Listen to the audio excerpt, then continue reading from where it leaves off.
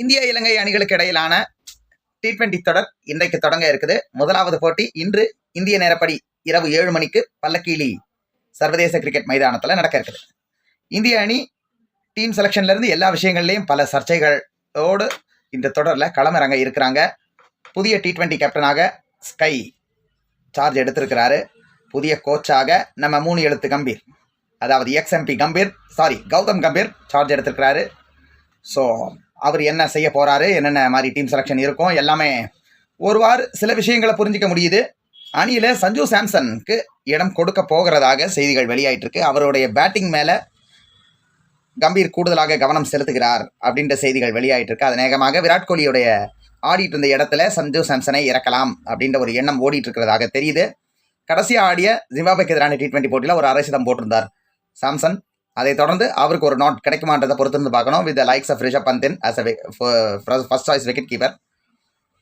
பந்து வீச்சும் என்ன மாதிரி காம்பினேஷன் இருக்கும் அப்படின்றத பொறுத்திருந்து தான் பார்க்கணும். இலங்கை அணியை பொறுத்த வரைக்கும் இலங்கை அணியில் ஒரு T20 துருப்புச்சீட்டாக விளையாடி வரக்கூடிய இளம் பந்து வீச்சாளர் நுவன் துஷாரா காயம் காரணமாக வெளியேற அவருக்கு பதிலாக காயத்திலிருந்து ரெக்கவர் ஆகி இருந்த இடதுகை வேக பந்து வீச்சாளர் தில்ஷான் மதுசங்கா அணியில் சேர்க்கப்பட்டிருக்கார்.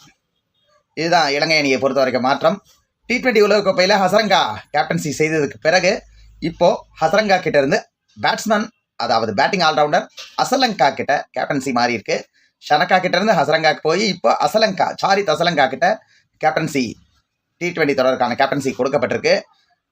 ஒரு very much proven tested line up அப்படின்னே சொல்லிடலாம். விக்கெட் கீப்பர்களை பொறுத்த வரைக்கும் வழக்கம் போல குசல் பரேரா, குசல் மெண்டஸ் மற்றும் சந்திமல். அப்படியே இந்த பக்கம் பேட்டிங் சைடு வந்தாலும் ஒரு பதும் நிஷங்கா தான் முக்கியமான பேட்ஸ்மேனாக இருக்க போகிறாரு. அசலங்கா கேப்டன், அவரும் ஒரு முக்கியமான பேட்ஸ்மேன். ப்ளஸ் ஒரு புதுமுக வீரர் ஒருத்தரை கொண்டு வந்திருக்கிறாங்க. இளம் வீரராக விக்ரமசிங்கேன்னு ஒரு லெஃப்ட் ஹேண்டட் பேட்ஸ்மேன் ஒருத்தரை கொண்டு வந்திருக்கிறாங்க. அது மட்டும் இல்லாமல் ஆல்ரவுண்டர்கள் பக்கம் பெரிய அளவில் மாற்றங்கள் இல்லை. பந்து வீச்சாளர்கள் பக்கமும் வழக்கமான பினூரா பெர்னாண்டோ, ஆசிட்டா பெர்னாண்டோ இந்த மாதிரி சில சீசன்டு பிளேயர்ஸோடு தான் களமிறங்குறாங்க. ஸோ வெரி மச் இந்த லைன் அப் ரெண்டும் எப்படி இருக்க போகுதுன்றத டாஸ் டைமில் தான் பொறுத்திருந்து பார்க்கணும். இப்போது இந்த போட்டி, அதாவது போட்டி மட்டும் இல்லை, 3 T20 ஆட்டங்களும் இந்த பல்லக்கீலி இன்டர்நேஷனல் கிரிக்கெட் ஸ்டேடியம் பல்லக்கீலிலாம் நடக்க இருக்குது. பல்லக்கீலி என்ன ஆஃபர் பண்ண போகுது அப்படின்றத பொறுத்திருந்து பார்க்க போகிறோம். பல்லக்கீலியை பொறுத்த வரைக்கும் டாஸை ஜெயிக்கிறவர்கள் பேட்டிங் பண்ணணும் அப்படின்னு சொல்கிற மாதிரியான ஒரு பிச். காரணம் என்னென்னா, செகண்ட் பேட்டிங் பண்ணும்போது நிச்சயமாக பிச்சு ஸ்லோவாகிறதுக்கான வாய்ப்புகள் அதிகம். இங்கே இந்த கிரவுண்டை பொறுத்த வரைக்கும் ஒரு ஆவரேஜாக 150-160 ரன்கள் அடித்தாலும் சேஸ் பண்ணுறது கஷ்டம் அப்படின்ற ஒரு சிக்கல் உள்ள ஒரு மைதானம். சில நேரங்களில் நல்ல பேட்டிங் பண்ணக்கூடிய மைதானமாகவும் இருந்திருக்கிறது. ஒரு 2 சைடும் 200 அடிக்கிற அளவுக்கு மைதானமாகவும் இருந்திருக்கு. இல்லை 2 பேரும் சேர்ந்தே 200 ரன் அடிக்க முடியுன்ற அளவுக்கு ஒரு ஸ்லோவர் ட்ராக்காகவும் இருந்திருக்கு. என்ன ட்ராக் கொடுக்க போகிறாங்கன்றதை பொறுத்து தான் பார்க்கணும். ஆனால் பொதுவாக ஓவரால் ரெக்கார்டை எடுத்து பார்க்கும்போது இது வரைக்கும் 23 போட்டிகள் இந்த பல்லக்கீலி இன்டர்நேஷனல் கிரிக்கெட் ஸ்டேடியத்தில் நடந்திருக்கு. 23லையும் ஸ்ரீலங்கா தான் ஃபீச்சர் பண்ணி இருந்திருக்கிறாங்க. இலங்கை அணி அதில் 9 ஆட்டங்களில் ஜெயிச்சிருக்கிறாங்க. 2 ஆட்டங்கள் டையில் முடிவடைஞ்சிருக்கு. அவர்களுக்கு எதிராக விளையாடிய அணி 12 முறை ஜெயிச்சிருக்கிறாங்க. இந்திய அணியும் ஒரு முறை 2012 இலங்கை கூட இந்த மைதானத்தில் மோதி இருக்கிறாங்க. அந்த ஆட்டத்தில் இந்திய அணி 39 ரன்கள் வித்தியாசத்தில் ஜெயிச்சிருக்காங்க. ஒரு பெரிய ஸ்கோர்லாம் அடிக்கல, 155 தான் அடித்தாங்க. அதையே டிஃபெண்ட் பண்ணி 116க்கெலாம் ஸ்ரீலங்காவை சுருட்டி போட்டாங்க.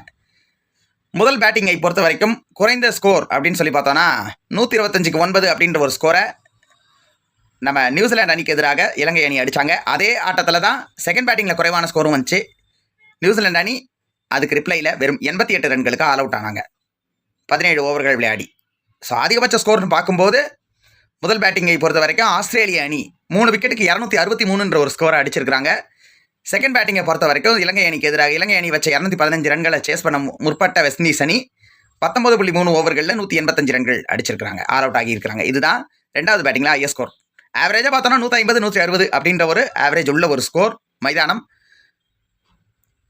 டாஸை ஜெயிச்சா பேட்டிங் பண்ணணும். அப்படி பவுலிங் பண்ணுற ஒரு சிச்சுவேஷன் வந்தது அப்படின்னு சொன்னால் சேஸ் பண்ணுறது கஷ்டம். 23 ஆட்டங்களில் 8 ஆட்டங்கள் மட்டுமே 2வது பேட்டிங் செய்த அணி ஜெயிச்சிருக்கு. 13 ஆட்டங்கள் முதலில் பேட்டிங் செய்த அணி ஜெயிச்சிருக்கு. 2 ஆட்டங்கள் டையில் முடிவடைஞ்சிருக்கு. இதுதான் ஸ்டாட்ஸ். இண்டிவிஜுவல் ஸ்கோர்ஸை பொறுத்த வரைக்கும் கிளென் மேக்ஸ்வெல் 65 பந்துகளில் 145 நாட் அவுட் அடிச்சிருக்கிறாரு இலங்கை அணிக்கு எதிராக. இந்திய அணியை பொறுத்த வரைக்கும் விராட் கோலி ஒருத்தர் மட்டுமே 1/2 சதம் போட்டிருக்கிறார் இந்த மைதானத்தில். 45 பந்தில் 68 ரன் அடிச்சிருக்கிறாரு. இலங்கை அணியை பொறுத்த வரைக்கும் இப்போ இருக்கிற டீமில் இருந்து பார்த்தோம் அப்படின்னு சொன்னால் குசல் பரேரா ஒரு 79 அடிச்சிருக்கிறாரு. அதற்கு பிறகு டசுன் ஷனக்கா ஒரு 54 அடிச்சிருக்கிறார். மற்ற வீரர்கள் எல்லாருமே இலங்கை அணி சார்பாக அரை சதம் அடித்தவர்கள் எல்லாருமே இன்டர்நேஷ்னல் கிரிக்கெட்லேருந்து ஓய்வு பெற்ற மூத்த வீரர்கள். ஜெயவர்தனே, இந்த மாதிரி பழைய வீரர்கள், தில்ஷான், இந்த மாதிரி வீரர்கள் தான் அதிகமான ரன்களை அடிச்சிருக்கிறாங்க. பந்து வீச்சை பொறுத்த வரைக்கும் இலங்கை அணியின் முன்னாள் spin bowler mystery spinner Ajantha Mendis 4 over 6 wicket 16 run ஒரு மிரட்டலான ஸ்பெல் ஆஸ்திரேலியா கிட்ட 2016 போட்டார். அந்த ஸ்பெல் தான் இந்த கிரவுண்டில் போடப்பட்ட மிகச்சிறப்பான ஸ்பெல். ஸோ இலங்கை அணி வீரராக இந்த ஸ்பெல்லை சிறப்பான ஸ்பெல்லை அவர் தான் வச்சிருக்கிறாரு. லாசித் மாலிங்கா 2 முறை 5 விக்கெட் எடுத்திருக்கிறாரு. ஸோ பார்த்தோம் அப்படின்னு சொன்னால் அப்படியே இந்திய தரப்புக்கு வந்தோம்னு சொன்னால் இந்திய அணி சார்பாக அசோக் திந்தா 4 ஓவர் 19 ரன் 4 விக்கெட்னு சொல்லி சிறப்பான பவுலிங்கை இந்த கிரவுண்டில் பதிவு செஞ்சுருக்கிறாரு. ஒட்டுமொத்தமாக பார்த்தோம்னு சொன்னால் ஒரு ஃபஸ்ட் பேட்டிங் கிரவுண்டு, செகண்ட் பேட்டிங்க்கு கஷ்டம் அப்படின்ற ஒரு சினாரியோ உள்ள ஒரு கிரவுண்ட். டாஸ் ஜெயிக்கிற அணி நிச்சயமாக பேட்டிங் தான் தேர்வு செய்யும். பேட்டிங் செய்கிற அணி நிச்சயமாக வெல்லும், பெரிய ஸ்கோர் அடிக்கும், அதை டிஃபென்ஸ் செய்யும் அப்படின்ற ஒரு சூழல் தான் இந்த பள்ளக்கிளி இன்டர்நேஷ்னல் கிரிக்கெட் ஸ்டேடியத்தை பொறுத்த வரைக்கும் இருக்குது. சர்ச்சைகளுக்குள்ளே சிக்கி, அதாவது டீம் செலெக்ஷன்லேருந்து எல்லா விஷயமும் சர்ச்சையாக தொடங்கி புதிய கேப்டனோடு களமிறங்க இருக்கிற இந்திய அணி T20 உலகக்கோப்பையில் மோசமான பர்ஃபார்மன்ஸுக்கு பிறகு புதிய அணி கேப்டன் மாற்றப்பட்டு களமிறங்க போகிற சொந்த நாட்டு அணியான இலங்கை அணி. 2 பேரில் யார் டாஸை ஜெயிக்க போகிறாங்க, யார் மேட்சை ஜெயிக்க போகிறாங்க அப்படின்றத நம்ம பொறுத்திருந்து பார்ப்போம். தொடர்ந்து நம்ம சேனலில் வரக்கூடிய வீடியோக்களை பாருங்கள். தொடர்ந்து ஸ்போர்ட்ஸ் ரவுண்ட் குடும்பத்தோட இணைந்திருங்கள், தோள்கொள்ளுங்கள். நன்றி, வணக்கம்.